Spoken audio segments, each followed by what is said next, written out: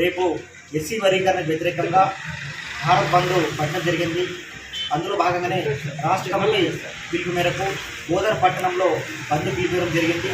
దానికి బోధన ఉన్నటువంటి మాల సోదరులు, యువకులు, అదేవిధంగా బహుజన సమాజ్ పార్టీ కార్యకర్తలు, బహుజన సంఘాల కార్యకర్తలు అందరూ కూడా బోధన పట్టణానికి వచ్చి శాంతియుత నిరసన కార్యక్రమం చేయాలని చెప్పి అందరికీ జీవులతో కోరుతా ఉన్నాము. అదేవిధంగా బోధన పట్టణంలో ఉన్నటువంటి దుకాణ సముదాయంలో వ్యాపారస్తులు, దుకాణాలు అందరూ కూడా ఈ బంద్కు సహకరించాలని చెప్పి మేమందరం వారిని జీవులు చేస్తూ కోరుతా ఉన్నాము. అదేవిధంగా విద్యా సంస్థలు కానీ వివిధ ప్రైవేట్ సంస్థలు అన్నీ కూడా మా యొక్క బంద్కు సహకరించాలి, మా ఉద్యమానికి సహకరించాలని చెప్పి అందరికీ జీవులతో కోరుకుంటా ఉన్నాము. కాబట్టి ఈ యొక్క బంద్ కార్యక్రమంలో బహుజన సమాజ్ పార్టీ, బహుజన సంఘాలు అందరూ కూడా సహకరిస్తూ ఉన్నారు. ఈ బంద్ కార్యక్రమం పాల్గొంటున్నారు కాబట్టి అందరూ కలిసికట్టుగా వచ్చి ఈ నిరసన కార్యక్రమం ముందు తీసుకోవాలని చెప్పి అందరికీ కోరుతా ఉన్నాము.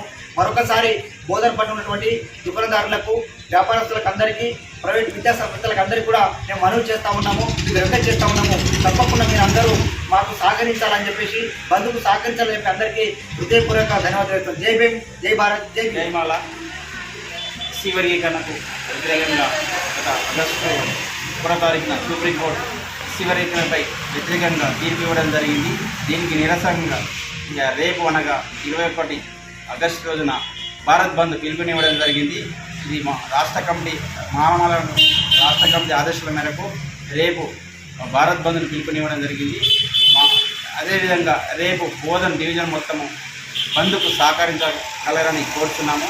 ముఖ్యంగా ప్రైవేట్ విద్యా సంస్థలు మరియు వ్యాపారస్తులు, వ్యాపార సముదాయాలు అందరూ కలిసి మా బంద్కు సహకరించగలని కోరుచున్నాను.